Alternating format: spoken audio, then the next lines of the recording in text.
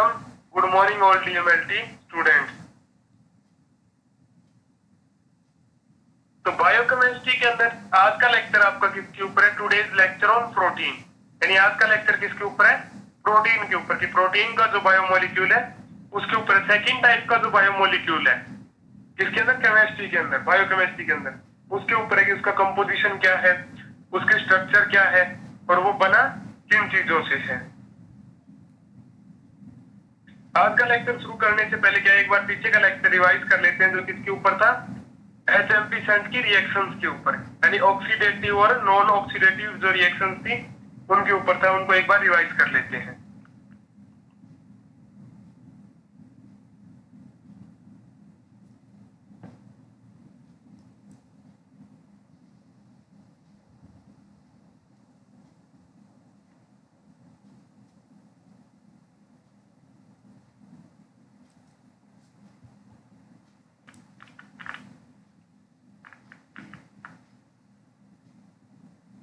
तो पीछे का लेक्चर किसके था ऊपर था? आपका रिएक्शंस ऑफ HMP यानी हेक्सो मोनोफॉस्फेट संट के ऊपर।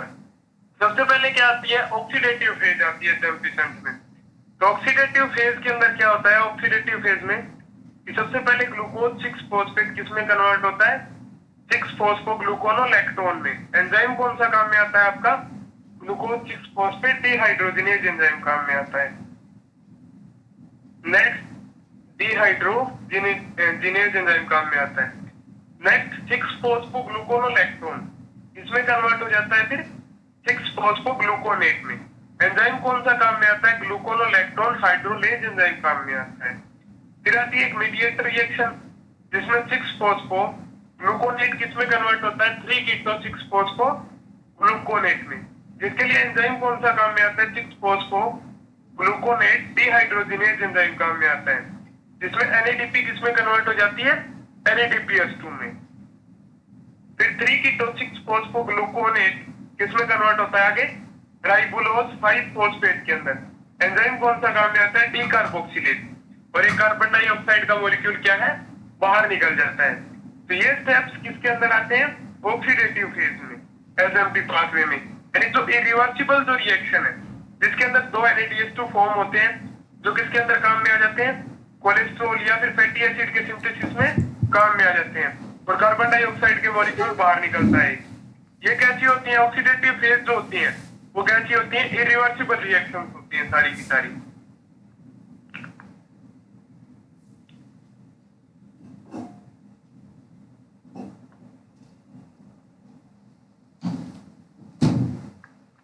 नेक्स्ट है ऑक्सीडेटिव फेज है क्या?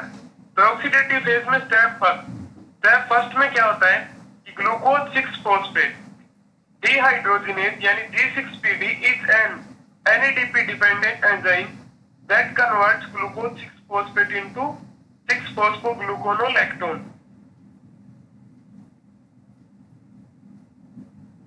यानी स्टेप फर्स्ट में क्या होता है कि ग्लूकोज 6 फॉस्फेट डिहाइड्रोजिनेज एंजाइम जो किसके ऊपर डिपेंड करता है? NADP के मॉलिक्यूल पे। NADP की प्रेजेंस में वो क्या कर देता है कि ग्लूकोज 6 फॉस्फेट को किसमें कन्वर्ट कर देता है? 6 फॉस्फोग्लूकोनोलैक्टोन के अंदर। Next 1 molecule of NADPH is form. और एक मॉलिक्यूल NADPH का रिएक्शन में क्या होता है? फॉर्म होता है, बनता है। नेक्स्ट ग्लूकोज 6 फॉस्फेट किसमें कन्वर्ट होना है? फिर 6 फॉस्फोग्लूकोनोलैक्टोन में। एंजाइम कौन सा काम में आ रहा है? ग्लूकोज 6 फॉस्फेट डिहाइड्रोजिनेज एंजाइम काम में आ रहा है स्टेप फर्स्ट के अंदर। तो स्टेप फर्स्ट में क्या हुआ कि ग्लूकोज 6 फॉस्फेट किसमें कन्वर्ट हो गया? 6 फॉस्फोग्लूकोनोलैक्टोन के अंदर।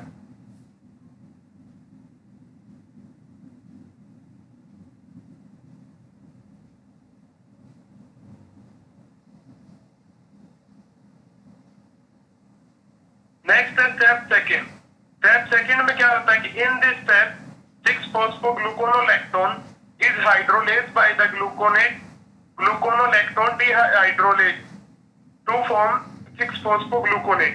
यानी इस स्टेप के अंदर क्या है कि 6 फॉस्फोग्लूकोनोलैक्टोन किसमें हाइड्रोलेज हो जाता है? 6 फॉस्फोग्लूकोनेट में। और एंजाइम कौन सा काम में आता है? ग्लूकोनोलैक्टोन हाइड्रोलेज एंजाइम काम में आता है। तो नीचे रिएक्शन में देखिए कि 6 फॉस्फोग्लूकोनोलैक्टोन किसमें कन्वर्ट हो गया? 6 फॉस्फोग्लूकोनेट के अंदर कन्वर्ट हो गया। एंजाइम कौन सा काम में है? हाइड्रोलेज एंजाइम काम में है। नेक्स्ट देखिए step 3, the next reaction involving the synthesis of NADP is catalysed by 6 phosphogluconate dehydrogenase to produce 3 keto 6 phosphogluconate. यानी थर्ड स्टेप में क्या होता है कि एक एनएडीपी का मॉलिक्यूल फॉर्म होता है, जो कि कौन सा एंजाइम कौन सा काम में आता है? इस रिएक्शन में 6 फॉस्फोग्लूकोनेट डिहाइड्रोजिनेज एंजाइम काम में आता है। और इसमें क्या होता है कि 6 फॉस्फोग्लूकोनेट से क्या फॉर्म होता है? 3 कीटो 6 फॉस्फोग्लूकोनेट फॉर्म होता है। नेक्स्ट क्या है? स्टेप 4। स्टेप 4 में क्या होता है?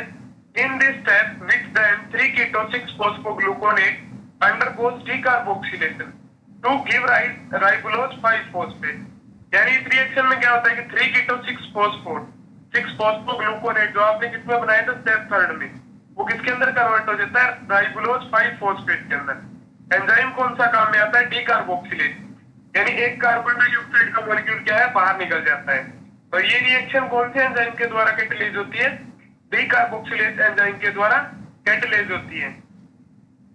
नीचे रिएक्शन देखिए कि 3 कीटो 6 फॉस्फोग्लूकोनेट किसमें कन्वर्ट हो रहा है?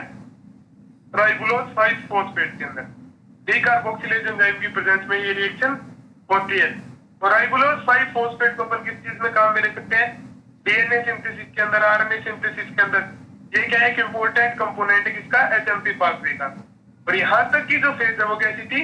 ऑक्सीडेटिव रिएक्शन, यानी इरिवर्सिबल स्टेप्स थी, इनको वापस नहीं चला सकती। नेक्स्ट क्या शुरू होगी यहां से आगे?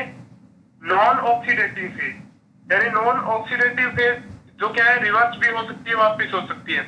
तो the non oxidative reaction are concerned with the interconversion of 3, 4, 5 and 7 carbon monosaccharide. और नॉन ऑक्सीडेटिव फेज में क्या होता है कि 3 कार्बन के, 4 कार्बन के, 7 कार्बन के कंपाउंड के एक दूसरे के अंदर इंटर कन्वर्ट होते हैं, एक दूसरे के अंदर चेंजेस होते रहते हैं। नेक्स्ट देखिए स्टेप 5। स्टेप 5 के अंदर क्या होता है?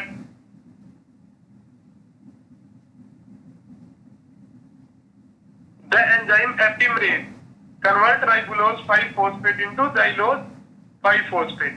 अगर क्या है? एंजाइम एपिमरेज काम करता है नॉन ऑक्सीडेटिव फेज में, किस पे? राइबोलोज 5 फॉस्फेट पे। तो क्या फॉर्म होता है? Xylose 5 phosphate.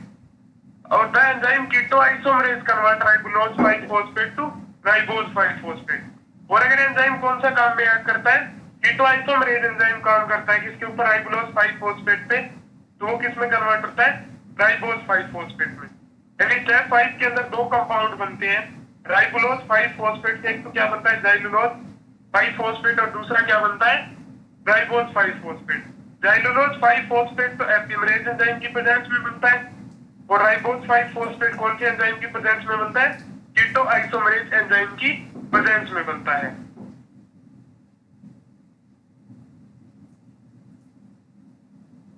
नेक्स्ट है step 6।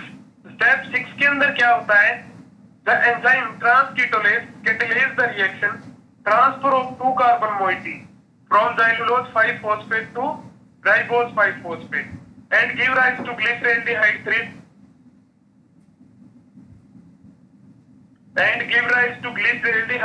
phosphate and pseudoheptulase 7 phosphate।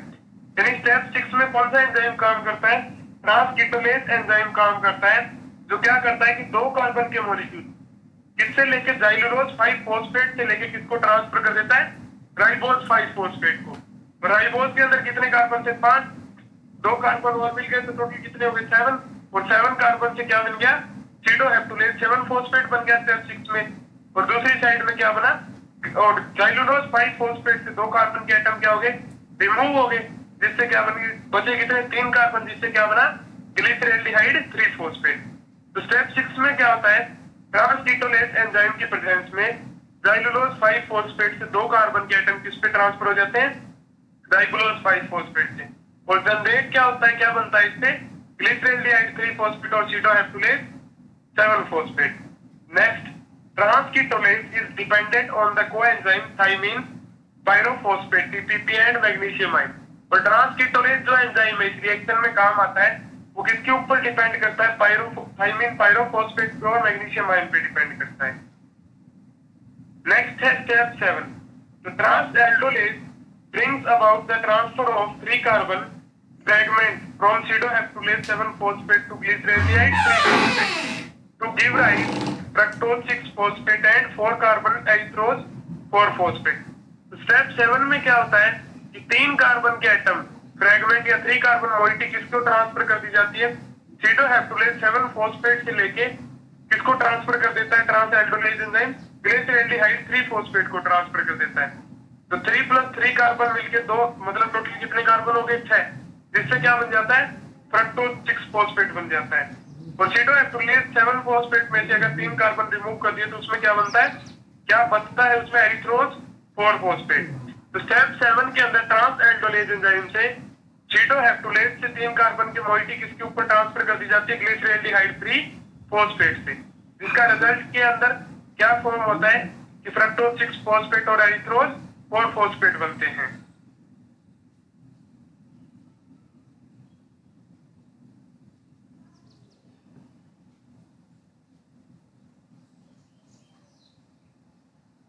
Next step 8 के अंदर क्या होता है कि transketolase act on xylulose 5 phosphate and transfer 2 carbon fragment to erythrose 4 phosphate to generate fructose 6 phosphate and glyceraldehyde 3 phosphate. यानी ट्रांसकीटोनेज वापस 2 कार्बन की मोइटी किससे लेता है, ज़ाइलुलोज 5 फॉस्फेट से लेता है 2 कार्बन के कंपाउंड और किसके ऊपर ट्रांसफर कर देता है, किसको दे देता है, एरिथ्रोज 4 फॉस्फेट को, जिससे क्या जनरेट होता है कि फ्रक्टोज 6 फॉस्फेट और ग्लिसरैल्डिहाइड 3 फॉस्फेट जनरेट होते हैं, जो क्या एंड प्रोडक्ट है किसके, एचएमपी पाथवे के. नेक्स्ट, जो fructose 6 phosphate and glyceraldehyde 3 phosphate can be further catabolized through glycolysis and citric acid. और जो फ्रक्टोज 6 phosphate और ग्लिसरैल्डिहाइड 3 phosphate है, उनको वापस कैटालाइज कर लिया जाता है, कैटाबोलाइज कर लिया जाता है, कौन किसके अंदर, ग्लाइकोलाइसिस और सिट्रिक एसिड साइकिल के अंदर. ग्लूकोज में भी also synthesized from the these 2 compound. और इन दोनों ही कंपाउंड से अपन क्या बना सकते हैं, ग्लूकोज का मॉलिक्यूल बना सकते हैं.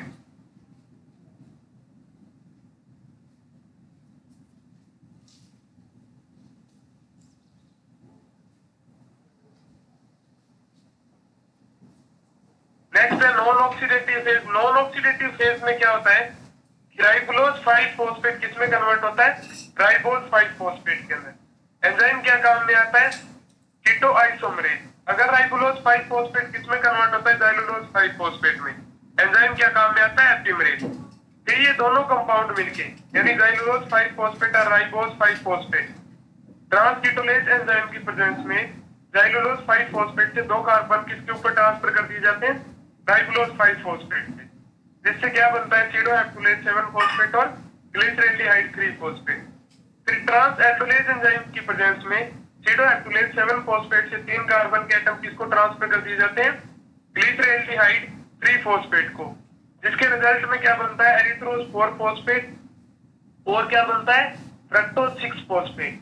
और फिर क्या होता है कि एरिथ्रोज 4 फॉस्फेट ट्रांसकीटोलेज एंजाइम की प्रेजेंस में 2 कार्बन किससे ले लेता है, ज़ाइलुलोज 5 फॉस्फेट से, जिससे रिजल्ट के अंदर क्या बनता है, ग्लूकोज फ्रक्टोज 6 फॉस्फेट और ग्लिसरैल्डिहाइड 3 फॉस्फेट. और ये दोनों ही कंपाउंड क्या है, किसमें काम में लिए जाते हैं, ग्लाइकोलाइसिस के अंदर या क्रेब्स साइकिल के अंदर.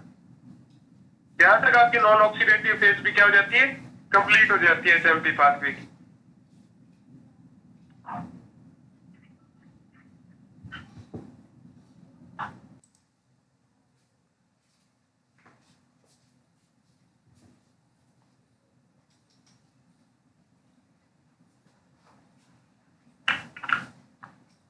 नेक्स्ट क्या है, प्रोटीन, जो क्या है सेकंड टाइप का बायोमोलिक्यूल है, जो ह्यूमन बॉडी की स्ट्रक्चर को फॉर्म करता है और क्या करता है, स्ट्रक्चर को फॉर्म करने के बाद और क्या करता है, साथ में एनर्जी भी प्रोवाइड करवाता है. तो देखिए, प्रोटीन्स आर लार्ज बायोमोलिक्यूल और मैक्रोमोलिक्यूल. बायोमोलिक्यूल यानी जैविक घटक और मैक्रोमोलिक्यूल यानी बड़ा मोलिक्यूल, जो किससे बना है, कंसिस्टिंग ऑफ वन और more long chains of amino acid. जो किससे बना है, एक या एक से ज्यादा लंबी चेन किससे, किसकी बनी हुई, अमाइनो एसिड की चेन से मिलकर बना है, जिसके अंदर प्रोटीन के अंदर एक चेन भी हो सकती है अमाइनो एसिड की और एक से ज्यादा भी हो सकती है. तो प्रोटीन आर लार्ज बायोमोलिक्यूल और मैक्रोमोलिक्यूल। प्रोटीन क्या है? एक बड़ा जैविक घटक है जो किससे बना है? अमाइनो एसिड की चेन से कंसिस्ट हुआ है, बना है, जिसके अंदर एक चेन भी हो सकती है प्रोटीन के अंदर और एक से ज्यादा भी हो सकती है, वन और more long chains of amino acid, यानी एक या एक से ज्यादा भी लंबी चेन्स हो सकती है किसकी? अमाइनो एसिड की। Next, A liner chain of amino acid is called a polypeptide. और जो लाइनर चेन है यानी एक दूसरे से अमाइनो एसिड जो जुड़े हुए हैं एक दूसरे के साथ, उस चेन को क्या बोलते हैं? अपन पॉलीपेप्टाइड बोलते हैं, क्योंकि एक दूसरे के साथ अमाइनो एसिड किससे जुड़ते हैं? पॉलीपेप्टाइड बॉन्ड के साथ जुड़ते हैं, इसलिए इसको क्या बोल देते हैं? पॉलीपेप्टाइड चेन बोल देते हैं। Next, A protein contains at least one long polypeptide. और एक प्रोटीन के अंदर क्या है? कम से कम क्या होती है? एक पॉलीपेप्टाइड, एक लंबी चेन होती है पॉलीपेप्टाइड की, यानी एक लंबी शाखा के अंदर, एक ब्रांच के अंदर क्या है? अमाइनो एसिड जुड़े रहते हैं। नेक्स्ट, हो सकता है एक से ज्यादा भी हो, लेकिन एक तो कम से कम होती ही है। Next, the individuals amino acid are bonded together by peptide bond. और जो अमाइनो एसिड है प्रोटीन के अंदर, वो किसके द्वारा जुड़े रहते हैं एक दूसरे के साथ? पॉलीपेप्टाइड बॉन्ड से जुड़े रहते हैं। Next, the sequence of amino acid in protein is defined by sequence of genes. और जो प्रोटीन का सीक्वेंस होता है अमाइनो एसिड का, यानी अमाइनो एसिड का जो सीक्वेंस होता है प्रोटीन में, वो किसके ऊपर डिपेंड होता है? जीन्स के ऊपर डिपेंड होता है, यानी क्रोमोसोम्स के ऊपर डिपेंड होता है, उनके सीक्वेंस पे डिपेंड होता है। शुरू से देखिए कि प्रोटीन आर लार्ज बायोमोलिक्यूल और मैक्रोमोलिक्यूल कंसिस्टिंग ऑफ वन और more long chains of amino acid. यानी प्रोटीन क्या है? एक जैविक घटक है या जैविक मॉलिक्यूल है या बड़ा मॉलिक्यूल है जो किससे कंसिस्ट हुआ है? कि या एक से ज्यादा अमाइनो एसिड की चेन से बना है, यानी अमाइनो एसिड से कंसिस्ट हुआ है। Next, A liner chain of amino acid is called a polypeptide. और जो लाइनर चेन है यानी एक लंबी श्रृंखला है जिसमें अमाइनो एसिड एक दूसरे के साथ जुड़े हुए हैं, उसको क्या बोलते हैं? पॉलीपेप्टाइड बोलते हैं। A protein contains at least one long polypeptide. और एक प्रोटीन के अंदर कम से कम एक लंबी पॉलीपेप्टाइड की चेन प्रेजेंट होती ही है। The individual amino acid are bonded together by peptide bond. और जो अमाइनो एसिड्स प्रेजेंट है इसके अंदर, प्रोटीन के अंदर, वो किससे जुड़े होते हैं एक दूसरे के साथ? पेप्टाइड बॉन्ड से। Next, the sequence of amino acid in protein is defined by sequence of gene. और जो अमाइनो एसिड का सीक्वेंस है इसके अंदर, प्रोटीन के अंदर, किसके ऊपर डिपेंड है? वो जीन्स के सीक्वेंस के ऊपर डिपेंड है। तो जीन्स किसके अंदर होते हैं? क्रोमोसोम्स के अंदर।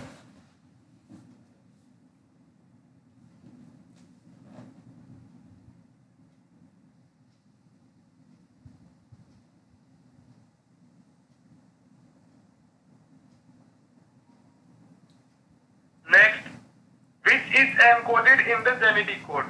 और जो जीन्स है वो किसके ऊपर कोडेड रहते हैं? किसके अंदर एनकोडेड रहते हैं? जेनेटिक कोड के अंदर एनकोडेड रहते हैं, और उन्हीं के ऊपर प्रोटीन का सीक्वेंस डिपेंड करता है। Next, proteins are complex organic compound which are made up of carbon, hydrogen and oxygen. Proteins are complex यानी जटिल, ऑर्गेनिक यानी कार्बनिक कंपाउंड है जो किससे मिलकर बना है? यानी which are made up of, जो किससे मिलकर बना है? कार्बन, हाइड्रोजन और ऑक्सीजन से मिलकर बना है। Next, the protein contribute 20% of body weight and 1 gram protein provide 4 kilo calorie. और जो प्रोटीन है वो क्या है? कितने बॉडी वेट की कितने परसेंट होती है? 20%। और 1 ग्राम प्रोटीन कितनी एनर्जी प्रोवाइड करवाती है? 4 किलो कैलोरी प्रोवाइड करवाती है ह्यूमन बॉडी में। शुरू से देखिए कि जो जेनेटिक सीक्वेंस है, जीन्स का सीक्वेंस है, अमीनो एसिड का सीक्वेंस है जो पॉलीपेप्टाइड चेन में, वो किसके ऊपर डिपेंड करता है? जेनेटिक कोड के ऊपर। और जो जेनेटिक कोड है which is encoded in the genetic code, जो किसके ऊपर, किसके अंदर एनकोडेड है जीन्स का सीक्वेंस? जेनेटिक कोड में। Next, proteins are complex organic compound which are made up of a carbon, hydrogen and oxygen. Protein क्या एक बड़े कार्बनिक कंपाउंड है जो किससे मिलकर बने? कार्बन, हाइड्रोजन और ऑक्सीजन से। The protein contribute 20% of the body weight and 1 gram protein provide 4 kilo calorie. और प्रोटीन किससे मिलकर बनी है? 20% बॉडी वेट के टोटल कितने होते हैं? प्रोटीन होते हैं। और 1 ग्राम प्रोटीन कितनी एनर्जी प्रोवाइड करवाता है? 4 kilo calorie.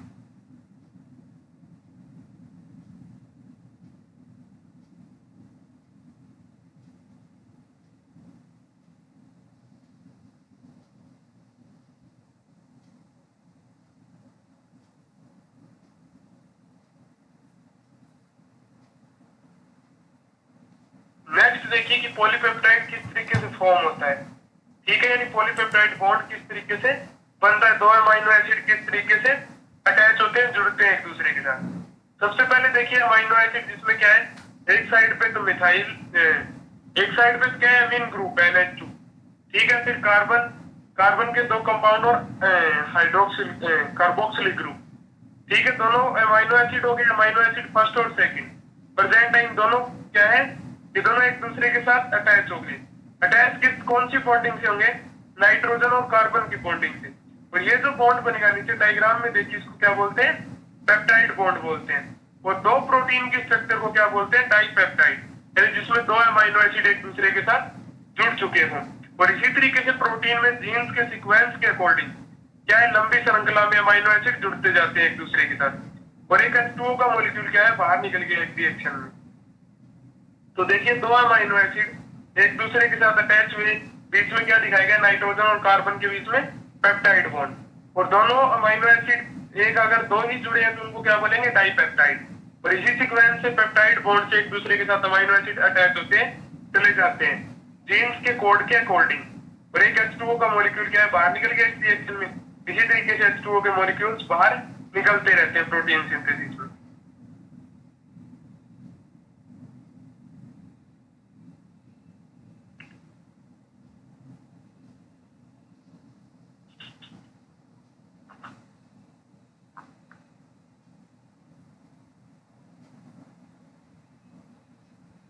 Next, functions of protein, यानी प्रोटीन काम क्या करता है। The protein are responsible for body building, यानी प्रोटीन किस चीज के लिए रिस्पॉन्सिबल है, ह्यूमन बॉडी के फॉर्मेशन के लिए, उसको बनाने के लिए, बॉडी बिल्डिंग के लिए। Next, protein are responsible for growth of body, और प्रोटीन किस चीज के लिए रिस्पॉन्सिबल है, ह्यूमन बॉडी की ग्रोथ के लिए, उसकी लंबाई कितनी होगी, चौड़ाई कितनी होगी। क्योंकि हमारी जो मसल्स है उसमें क्या प्रेजेंट है, एक्टिन और मायोसिन फाइबर, और ये दोनों किससे बने हैं, प्रोटीन से। इसीलिए क्या है, ये किसके ऊपर डिपेंड करते हैं, प्रोटीन के ऊपर। Next, protein provide immunity to body because antibody also protein nature, और प्रोटीन क्या है, इम्यूनिटी प्रोवाइड करवाता है, ह्यूमन बॉडी में प्रतिरक्षा प्रोवाइड करवाता है, क्योंकि प्रोटीन एंटीबॉडी जो है वो नेचर के अंदर कैसी होती है, प्रोटीन्स होती हैं। Next, protein also present in hair, teeth and blood, protein और किसमें प्रेजेंट रहती है, बालों में प्रेजेंट रहती है, दांतों में प्रेजेंट रहती है, और ब्लड के अंदर। ब्लड के अंदर आपने 3 प्रोटीन देखी थी, एल्बुमिन होती है, फाइब्रिनोजन होती है, या फिर ग्लोबुलिन होती है, जो एंटीबॉडी फॉर्मेशन के काम आती है। Next, protein are responsible for repair maintenance of body tissue, और प्रोटीन किस चीज के लिए रिस्पॉन्सिबल है, कि बॉडी टिश्यूज के अंदर जो होने वाले चेंजेस है, यानी किसी इंजरी की वजह से जो चेंजेस होते हैं उनको मेंटेन करने का भी काम कौन करती है, प्रोटीन करती है। तो सबसे पहले प्रोटीन ह्यूमन बॉडी के फॉर्मेशन के लिए रिस्पॉन्सिबल है, बॉडी बिल्डिंग के लिए। प्रोटीन क्या है कि ह्यूमन बॉडी की ग्रोथ के लिए भी रिस्पॉन्सिबल है। प्रोटीन इम्यूनिटी सिस्टम में भी इंपॉर्टेंट रोल प्ले करती है, क्योंकि प्रोटीन ही होती है एंटीबॉडी नेचर के अंदर। प्रोटीन अपने बाल, दांत और क्या है, रुधिर के अंदर भी प्रेजेंट रहती है। और प्रोटीन क्या है, बॉडी टिश्यू को रिपेयर करने में भी हेल्प करती हैं। Next, the end product of protein digestion is amino acid which are absorbed through small intestine, और जो एंड प्रोडक्ट है किसका, प्रोटीन्स का, वो क्या है, अमीनो एसिड है, जो किसके द्वारा एब्जॉर्ब कर लिया जाता है, स्मॉल इंटेस्टाइन के द्वारा। Next, the amino acid are the compound which have amino group and carboxylic group on a single carbon atom, और अमीनो एसिड के अंदर क्या होता है कि अमीन ग्रुप होता है एक साइड में, कार्बन के ऊपर, नीचे देखो आप अमाइन दिखा रखा है ना NH3, वो क्या है, अमीन ग्रुप है। फिर क्या होता है, कार्बोक्सिलिक ग्रुप यानी COOH साइड में दिखा हुआ है, और क्या होता है, एक सिंगल कार्बन का एटम होता है। ये क्या है नीचे, अमीनो एसिड की स्ट्रक्चर। नेक्स्ट देखिए, क्लासिफिकेशन ऑफ प्रोटीन, प्रोटीन्स को क्लासिफाई किस तरीके से किया गया है, किन किन चीजों के ऊपर किया गया है। सबसे पहले तो क्या है, क्लासिफिकेशन बेस्ड ऑन स्ट्रक्चर, यानी प्रोटीन की स्ट्रक्चर के ऊपर बेस्ड है। यानी अगर फाइब्रिन स्ट्रक्चर की हो, यानी तंतु जैसी प्रोटीन हो, उसको क्या बोलते हैं, फाइब्रस प्रोटीन। अगर ग्लोबुलर प्रोटीन यानी ग्लोबुलर गोलाकार हो स्ट्रक्चर के अंदर, तो वो कैसी प्रोटीन है, ग्लोबुलर प्रोटीन। और नेक्स्ट क्या है, इंटरमीडिएट प्रोटीन, यानी इन दोनों के बीच की जो प्रोटीन है सीक्वेंस में वो क्या है, इंटरमीडिएट। दूसरा क्लासिफिकेशन किसके ऊपर बेस्ड है, कंपोजिशन के ऊपर, यानी सिंपल प्रोटीन और कॉन्जुगेटेड प्रोटीन। सिंपल जो सीधी अमाइनो एसिड से मिलकर बनी हो, कॉन्जुगेटेड में अदर चीजें भी कंटेंट भी प्रेजेंट रहते हैं। Next classification based on function, और फंक्शन के ऊपर भी इनका क्लासिफिकेशन किया गया है। स्ट्रक्चरल प्रोटीन कौन सी है जो स्ट्रक्चर को बनाती है, जैसे एक्टिन मायोसिन होगी, एंजाइम से रिलेटेड प्रोटीन होगी, हार्मोन्स के अंदर भी प्रोटीन प्रेजेंट होती है। पिगमेंट ट्रांसपोर्ट प्रोटीन होगी, यानी किसी दूसरे सब्सटेंस को एक दूसरी जगह ट्रांसपोर्ट करना, जिसका एग्जांपल है हीमोग्लोबिन। कॉन्ट्रैक्टाइल मतलब क्या है, जो चलने के लिए मोटिवेशनल जो प्रोटीन होगी, स्टोरेज प्रोटीन होगी, टॉक्सिन प्रोटीन होगी। ये सारी क्या है, इनकी क्लासिफिकेशन है प्रोटीन की। सबसे पहला तो स्ट्रक्चर के बेस पे है, दूसरा उसका कंपोजिशन के बेस पे है, और तीसरा किसके ऊपर बेस है, फंक्शन के ऊपर बेस है प्रोटीन का क्लासिफिकेशन, कि वो काम क्या क्या करता है ह्यूमन बॉडी में। नेक्स्ट लेक्चर आपका जो होगा वो किसके ऊपर डिपेंड होगा, क्लासिफिकेशन ऑफ प्रोटीन के ऊपर डिपेंड होगा। यानी अपन जो फाइब्रस प्रोटीन है, ठीक है, जो ग्लोबुलर प्रोटीन है, उनकी स्ट्रक्चर देखेंगे, सिंपल प्रोटीन देखेंगे, या फिर क्या है कॉन्जुगेटेड प्रोटीन देखेंगे, और फंक्शनल प्रोटीन कौन सी होती है, उन सभी को अपन क्या नेक्स्ट लेक्चर में डिस्कस करेंगे। Thanks to all.